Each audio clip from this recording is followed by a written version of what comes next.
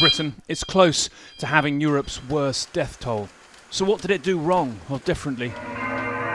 When global alarm bells were ringing loudly, the UK was clear it wouldn't lock down too early and that some spread was unavoidable, even desirable. If people go too early, they become very fatigued. It's not possible to stop everybody getting it, and it's also actually not desirable because you want some immunity in the population.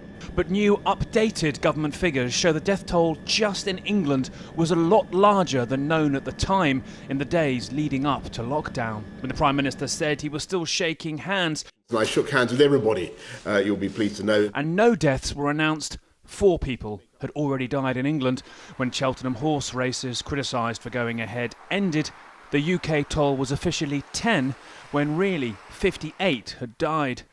And when the lockdown slammed pub doors shut publicly, the toll was 359, but really 847 had died in England alone.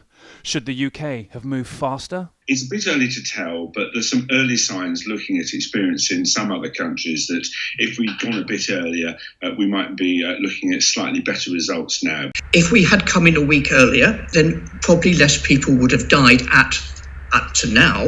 But as the disease continues to spread through the population, a different series of people will die. Testing and contract tracing was a problem from the start, partially dismissed and then heavily embraced. 100,000 tests per day. Many grand schemes were announced: home antibody test, apps, a volunteer army.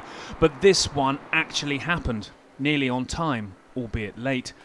It can't have helped decision-making that Boris Johnson was nearly killed by the disease too at its peak. Some of the messaging has not been as consistent or as clear as might have been helpful. Still, despite the huge toll, the UK's health service was not overwhelmed.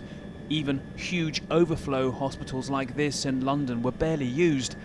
Half those who died in England so far were over 80.